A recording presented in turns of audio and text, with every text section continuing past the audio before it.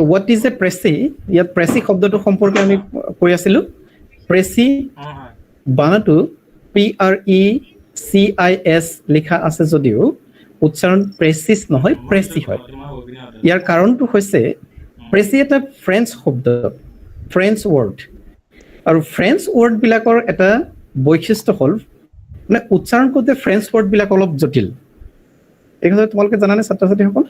French শব্দবিলাকৰ কি এটা নিয়ম হ'ল তেওঁলোকে শেষৰ শব্দটো প্ৰায় উচ্চাৰণ নকৰে শেষৰ লেটাৰটো বহুত শব্দত তেওঁলোকে শেষৰ লেটাৰটো উচ্চাৰণ নকৰে আৰু তাৰ কাৰণে ইয়াত প্ৰেচিছ নকৈ প্ৰেছি আপোনাৰ মাত নাই এতিয়াও অহা নাই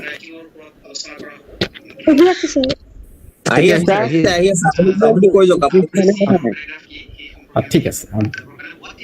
সো ফ্ৰেঞ্চ ৱৰ্ডবিলাকৰ শেষৰ লেটাৰটো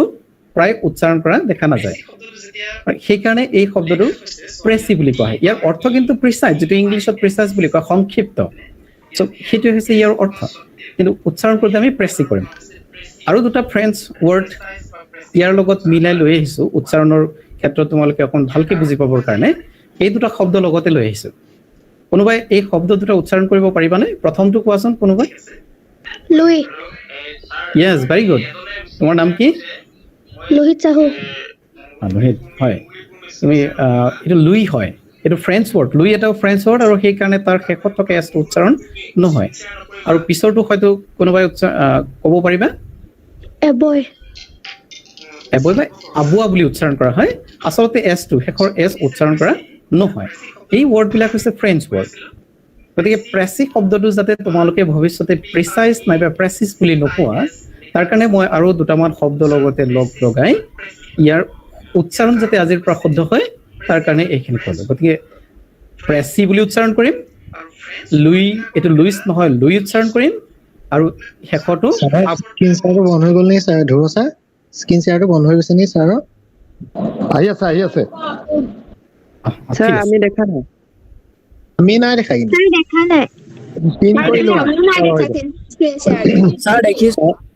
ছাৰৰ নামটো স্ক্ৰীন কৰি লোৱা হয় পিন কৰি ল'লে থাকিব নহ'লে আহিছে নাই ছাৰ হ্যাঁ স্যাৰ আপোনাৰ ফটোখন দেখিছো মানে স্যাৰ আহি আছে স্ক্ৰীনখন স্যাৰ এতিয়া আহি আছে ঠিক আছে আৰু ছাৰ আপুনি কৈ থাকক স্যার আমি দেখাই নাই তোমালোকে মই কৈ দিছো শুনা তোমালোকে যেতিয়া দীপক ছাৰে কথাটো কৈ আছে তোমালোকে স্ক্ৰীনখনত দীপক ছাৰৰ ফটোখন বা যিটো স্ক্ৰীন শ্বেয়াৰ কৰিছে পিন কৰি দিলেই পিনৰ লেখীয়া এটা বস্তু ওলাব তলত চাবা পিন বুলি আছে যা তোমালোকে জানাই পিন কৰি দিলে সেইটো কণ্টিনিউ হৈ থাকিব কিন্তু যদি তোমালোকে অন্যবিলাকো চাই থাকা কিবা কিবি তেতিয়া কিন্তু তোমালোকে হঠাতে নেদেখা হৈ যাবা গতিকে পিন কৰি লোৱা দীপক ছাৰে ফটোখনৰ সৈতে যিখিনি স্ক্ৰীন শ্বেয়াৰ আছে স্ক্ৰীন শ্বেয়াৰ যদি ওলাই আছে সেইটো পিন কৰি লোৱা তেতিয়া তোমালোকৰ সমস্যাটো নহয় দেই দীপক ষ্টাৰ্ট কৰা হয় সো এইখিনি আমি উচ্চাৰণ এই তিনিটা শব্দৰ উচ্চাৰণ শিকিলো এবাৰ আমি প্ৰেছিনো কি তাক আলোচনা কৰোঁ আচলতে precis is an exercise in comprehension আমাৰ কম্প্ৰিহেনশ্যন থাকে ইংৰাজী গ্ৰামাৰ কম্প্ৰিহেনশ্যন এইখিনি এটা খুব ইম্পৰ্টেণ্ট বিষয় গতিকে তাৰে যিটো কম্প্ৰিহেনশ্যন পাৰ্ট আছে তাৰ প্ৰেছিটো এটা এক্সাৰচাইজ হয় precis is a gist of passage gist মানে আমি জানো যে জিষ্ট মানে হৈছে সাৰাংশ নাইবা মূল ভাৱ বুলিও ক'ব পাৰি মূল কথাখিনি জিষ্ট অফ এ পেছেজ দিয়া থাকে সেই পেছেজৰ সাৰাংশখিনিয়ে হৈছে প্ৰেছি যিটো ইউজুৱেলি 1/3 হয় পেছেজটো যিমান শব্দত থাকিব তাতকৈ 1/3 মানে 3/ভাগৰ 1ভাগ শব্দত আমি লিখিব লাগে সেয়ে হৈছে precis is a gist of passage usually 1/3 এই লাইনটোৱে বেছি ইম্পৰ্টেণ্ট তাৰপিছতে it should include all essential points of the original passage এই প্ৰেছিত কিন্তু আকৌ ইম্পৰ্টেণ্ট পইণ্ট অৰিজিনেল পেছেজটোত থকা ইম্পৰ্টেণ্ট পইণ্টখিনি আমি এৰাই চলিলে নহ'ব যদি 1/3 কৰি পেলাব লাগিব যদি 90টা শব্দ আছিলে অৰিজিনেল পেছেজটোত তেতিয়া আমি 30টা শব্দলৈ লৈ আহিব লাগিব কিন্তু তাত থকা এছেঞ্চিয়েল যিখিনি পইণ্ট আছে গুৰুত্বপূৰ্ণ পইণ্টখিনি আমি এৰাই চলিলে নহ'ব ইয়াত কিছুমান বস্তু এৰাই চলিব পাৰিম কি এৰাই চলিব নোৱাৰিম সেইখিনি কথা আমি নেক্সট স্লাইডটোত আলোচনা কৰিম So points to be remembered প্ৰেছি এটা লিখিবৰ কাৰণে আমি কি কথা মনত ৰাখিব লাগিব সেইখিনি অকণ আলোচনা কৰোঁ প্ৰথম কথা হৈছে সেইটো ইতিমধ্যে প্ৰেছিৰ সংজ্ঞাত তোমালোকে পাইছা যে 1/3 হ'ব লাগে 1/3 অফ দ্য অৰিজিনেল পেছেজ ঠিক আছে 1/3 বিষয়টো নিশ্চয় বুজি পাইছা যদি অৰিজিনেল পেছেজ 90 ৱৰ্ডৰ হয় তেতিয়াহ'লে আমি প্ৰেছি লিখোতে 30 হ'ব লাগিব ঠিক আছে যদি 120 ৱৰ্ড থাকে অৰিজিনেল পেছেজ তেতিয়াহ'লে আমাৰ 40 হ'ব লাগিব লাইকৱাইজ তেনেকৈ আমি 1/3 ৱৰ্ডত ইয়াক সংক্ষিপ্ত কৰি পেলাব লাগিব সেকেন্ড ব্ৰেভিটি শব্দটো হৈছে সংক্ষিপ্ত মানে খুব দীঘলীয়া সেন্টেন্সও আমি পৰীক্ষা কৰিব লাগিব দীঘলীয়া সেন্টেন্স বিলাক লিখিলে আমাৰ বুজাত অসুবিধা হ'ব পাৰে প্ৰেছি যেহেতু 1/3 হয় অৰিজিনেল পেছেজটো যেহেতু 1/3 হয় কিন্তু অৰিজিনেল পেছেজ এটা যিমানখিনি গুৰুত্বপূৰ্ণ কথা থাকিব সেই গোটেইখিনি গুৰুত্বপূৰ্ণ কথা আমি যেহেতু সংক্ষিপ্ত ৰূপত লিখিব লাগিব সেইকাৰণে দীঘলীয়া সেন্টেন্স নাইবা তাত থকা কিছুমান আলংকাৰিক শব্দ সেইবিলাক পৰীক্ষা কৰি মূল কথাখিনি লিখিব লাগিব তাকে আমি ব্ৰেভিটি বুলি কওঁ সংক্ষিপ্তত লিখো কিয় অৰিজিনেল পেছেজটো যিমানেই ডাঙৰ নহওক কিয় আমি যেতিয়া ইয়াৰ প্ৰেছি কৰোঁতে সদায় সিংগল পেৰাগ্ৰাফত লিখিব লাগিব এটা পেৰাগ্ৰাফত লিখিব লাগিব এটা পেৰাগ্ৰাফ কেনেকৈ লিখে এটা পেৰাগ্ৰাফ নিশ্চয় বুজি পাইছে ক্লিয়াৰিটি স্পষ্টতা থাকিব লাগিব কথাখিনি যিখিনি লিখা হ'ব সেই বাক্যবিলাক নাইবা তাত লিখা কথাখিনি খুব স্পষ্ট হ'ব লাগিব ক্লিয়াৰ থাকিব লাগিব সেইকাৰণে ক্লিয়াৰিটি থকাৰ কথা কোৱা হৈছে মই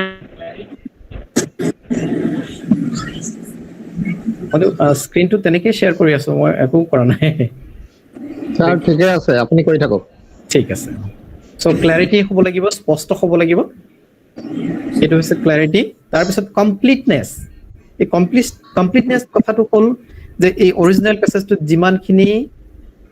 গুৰুত্বপূৰ্ণ তথ্য থাকিব সেই তথ্যখিনি গোটেইখিনি তাত ভৰাব লাগিব খালি সংক্ষিপ্ত ৰূপত তাত থকা ইম্পৰ্টেণ্ট গুৰুত্বপূৰ্ণ কথাখিনি যাতে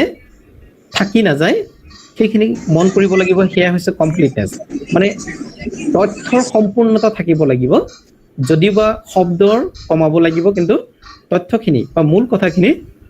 সম্পূৰ্ণ হ'ব লাগিব ইয়াত আৰু কৈছে যে লেংগুৱেজ আমি যেতিয়া লেংগুৱেজ ব্যৱহাৰ কৰিম প্ৰেছিত অৰিজিনেল পেছেজত কি লেংগুৱেজ ব্যৱহাৰ কৰে সেইটো অৰিজিনেল পেছেজ যিজনে লিখিব তেওঁ বুজি পাব কিন্তু আমি যেতিয়া প্ৰেছি লিখিম সেই সময়ত কিন্তু আমি লেংগুৱেজটো আমাৰ নিজৰ নিয়ন্ত্ৰণত আনিব লাগিব আৰু সেইটো হৈছে পৰাপক্ষত দেখা যায় বেছিভাগ প্ৰেজেণ্ট টেন্সত লিখা হয় প্ৰেজেণ্ট বুলি এইটো কোৱা নাই যে অকল প্ৰেজেণ্ট ইনডেফিনিট সেইটো নহয় প্ৰেজেণ্টৰ যিকেইটা টেন্স আছে দেখা যায় প্ৰেজেণ্ট টেন্সত বেছিকৈ লিখা হয় তাৰপিছত ইনডাইৰেক্ট ৱেৰ নেচেচাৰী ইনডাইৰেক্ট সেন্টেন্সৰো ব্যৱহাৰ কৰা খুব বেছি দেখা যায়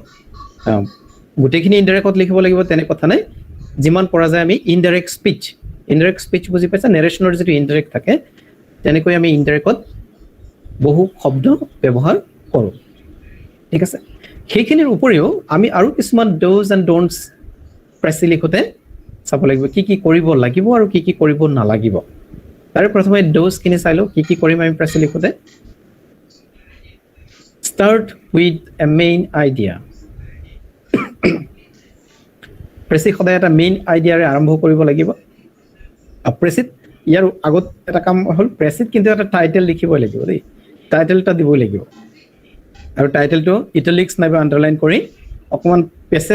প্ৰেছিটোতকৈ অলপ পৃথকে দেখুৱাব লাগিব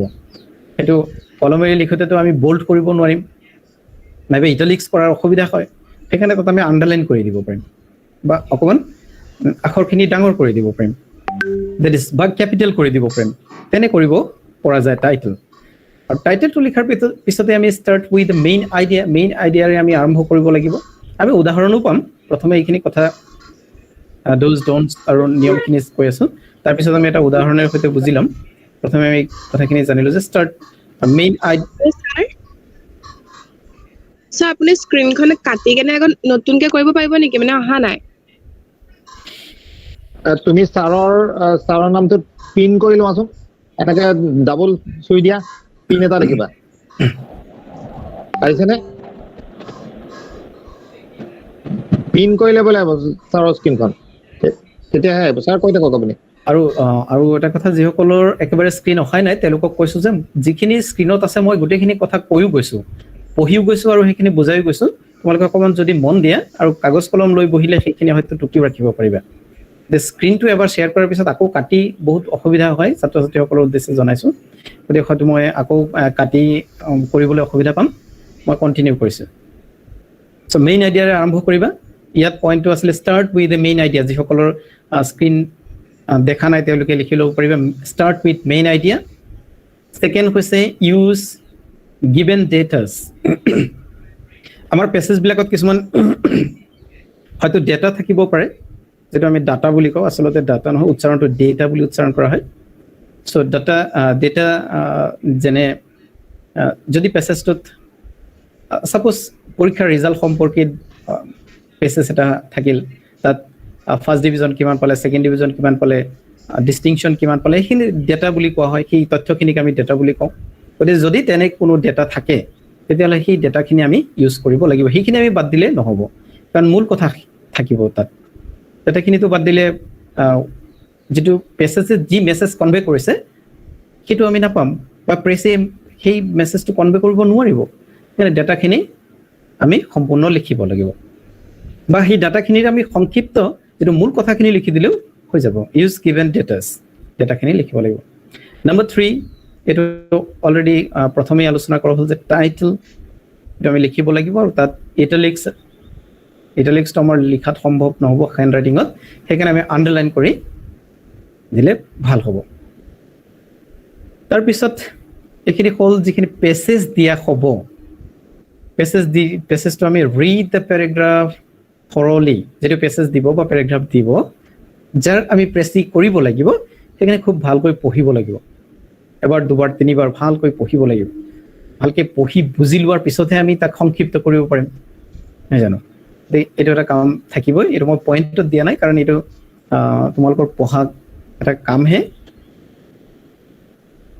খালি পঢ়ি যাওঁতে এটা কাম কৰিব পাৰিবা, সেইটো হৈছে আণ্ডাৰলাইন দ্য মেইন পইণ্টছ। যিহেতু প্ৰেছি লিখোঁতে আমি গোটেইখিনি হুবহু কপি পেষ্ট নকৰোঁ, তাত থকা চেণ্টেঞ্চ ইম্পৰ্টেণ্ট পইণ্টবিলাক আণ্ডাৰলাইন কৰি দিম, আৰু আণ্ডাৰলাইন কৰাৰ পিছত সেইখিনিক আকৌ নতুন ৰূপত সজাব লাগিব। চ' পঢ়ি যাওঁতে যদি আমি আণ্ডাৰলাইন কৰোঁ ইম্পৰ্টেণ্ট পইণ্ট, তেতিয়া সজাওঁতে সুবিধা হ'ব। এইখিনি আছিল ড'জ। এইবাৰ আমি ড'ণ্টছ, কি কৰিব নালাগিব পেছেজ এটাত, সেইখিনি চাই লওঁ। চ' নম্বৰ 1 হ'ল এভইড কপি পেষ্ট। আমি কপি পেষ্ট কৰিব নালাগিব। মানে অৰিজিনেল পেছেজটোত যিবিলাক চেণ্টেঞ্চ থাকিব, সেই চেণ্টেঞ্চবিলাক আমি হুবহু উঠাই দিলে ইয়াত নহ'ব। অৱশ্যে ডেটাৰ ক্ষেত্ৰত কথাবিলাক বেলেগ থাকে। কিছুমান যদি ডেটা যদি থাকে, তাত সংখ্যা থাকে, বা এইখিনি কথা কপি পেষ্টটো বেলেগ কথা হয়, কিন্তু বাকী চেণ্টেঞ্চবিলাক আমি কপি পেষ্ট কৰিব নোৱাৰোঁ। Avoid ornamental words. কিছুমান আলংকাৰিক শব্দ থাকে যিবিলাকে পেছেজটো শব্দ বহাই দিয়ে, নহয় জানো? অলংকাৰ বুজি পোৱাই চাগে, অসমীয়াটো নিশ্চয় অসমীয়া সাহিত্যত অলংকাৰ কি বস্তু সেইখিনি বুজি পোৱাই তোমালোকে। চ' ঠিক তেনেকৈ ইংৰাজীতো অলংকাৰ থাকে, শব্দত থাকে, মানে চেণ্টেঞ্চবিলাকত থাকে, যিয়ে চেণ্টেঞ্চবিলাক দীঘলীয়া কৰি দিয়ে, পেছেজটো শব্দ বহাই দিয়ে। গতিকে তেনেকুৱা অলংকাৰ শব্দবিলাক, অৰ্নামেণ্টেল ৱৰ্ডছবিলাক আমি এভইড কৰিব লাগে, সেইখিনি এৰাই চলিব লাগে। তাৰপিছত এভইড এডজেক্টিভছ লাইক। ইয়াত এই শব্দবিলাক কিন্তু ভেৰি ভেৰি ইম্পৰ্টেণ্ট, মনত ৰাখিবা। এডজেক্টিভ যেনে good, bed, big, little, lot, এই শব্দবিলাক আমি প্ৰেচিত নিলিখোঁ। এই শব্দবিলাক যদি আমি প্ৰেচিত লিখোঁ, তেতিয়া কি হৈ যায়, আমাৰ পাৰ্চনেলাইজ কৰা হৈ যায়। ছাপ'জ এটা পেছেজত লিখা আছে, কিবা এটা বস্তু লিখা আছে, আৰু তাত যদি তুমি গুড, ভেৰি গুড, নাইবা ইটছ এ বেড থিং এনেকৈ বুলি লিখি দিয়া, তেতিয়াহ'লে তোমাৰ পাৰ্চনেল অপিনিয়ন হৈ গ'ল তাত। আৰু যিহেতু আমি প্ৰেছি এটাত নিৰপেক্ষ হৈ লিখিব লাগিব, তাত তুমি পাৰ্চনেল অপিনিয়ন দিব নোৱাৰিবা, আৰু সেইকাৰণে তাত গুড প্ৰশংসা কৰিব নোৱাৰিবা, বেড তাক বেয়া পাব নোৱাৰিবা, বিগ বা ডাঙৰ বা সৰু এনেকুৱাবিলাক শব্দ তোমালোকে ব্যৱহাৰ কৰিব নোৱাৰিবা। এই এডজেক্টিভবিলাক মন কৰিবা। প্ৰেছি লিখোঁতে এনেধৰণৰ শব্দ আমি এভইড কৰোঁ, এৰাই চলোঁ। ঠিক আছে? Avoid adding personal opinion. সেই একেখিনি কথাই, পাৰ্চনেল অপিনিয়নটোক আৰু বেছি ডিটেইলত গ'লে আমি সেই good, bed, big, little, lot etcetera এইখিনি বস্তু আমি পাই যাম। নাইবা এইখিনিৰ উপৰিও যদি আমি পাৰ্চনেল নিজাববীয়াকৈ কিবা ক'ব বিচাৰোঁ, যে পেছেজত নথকা কিন্তু পেছেজ ৰাইটাৰজনে যিবিলাক কথা লিখিছে তাৰ ওপৰতে বেছ কৰি প্ৰেছি হয় কিন্তু সেই একেটা বিষয়ত যেনিবা ৰাইটাৰজনে লিখাৰ উপৰিও আমাৰ কিছু জ্ঞান আছে সেই সম্পৰ্কে ধৰিলে হওক তুমি যেনিবা প্ৰেছি লিখিবা তাত কি হ'ল ৰাইটাৰজনে সেই যিটো বিষয়ত প্ৰেছটো লিখিছে যিখিনি তথ্য তাত দিছে সেইখিনি দিয়াৰ উপৰিও তোমাৰ কিছু জ্ঞান আছে আৰু ভাবিলা যে প্ৰেছি লিখোতে মই সেই জ্ঞানটো প্ৰয়োগ কৰি দিওঁ তাত সেইটো কিন্তু কৰিব নোৱাৰিব কিয়নো পাৰ্চনেল অপিনিয়ন তাত দিব পৰা নাযাব অকল অৰিজিনেল পেছেজটোত যিখিনি আছে অৰিজিনেল পেছেজৰ ৰাইটাৰগৰাকীয়ে যিখিনি কথা লিখিছিল সেইখিনি কথাকে আমি সংক্ষিপ্ত ৰূপত বহুৱাব পাৰিম এইখিনি কথা বুজি পাইছা নিশ্চয় ছাত্ৰ ছাত্ৰীসকলৰ পৰা অকণমান ফিডবেক এটা লৈ ল'ব খুজিছো তোমালোকে এইখিনি কথা অলপ হ'লেও বুজি পাইছানে পাইছো ছাৰ পাইছো ছাৰ ঠিক আছে কিবা যদি থাকে কিবা থাকিলে তোমালোকে এই মাজতো প্ৰশ্ন কৰিব পাৰিবা যদি কিবা থাকে ঠিক আছে তাৰপিছত নেক্সট 5 নম্বৰত হ'ল নো ইউজ অফ এব্ৰিভিয়েশ্যন বুজি পোৱাই নিশ্চয় তোমালোকে এব্ৰিভিয়েশ্যনটো যেটা শৰ্ট ফৰ্মত লিখা হয় সেইটো এব্ৰিভিয়েশ্যন বুলি কোৱা হয় যেনে এটা এব্ৰিভিয়েশ্যন কোনোবাই ক'ব পাৰিবা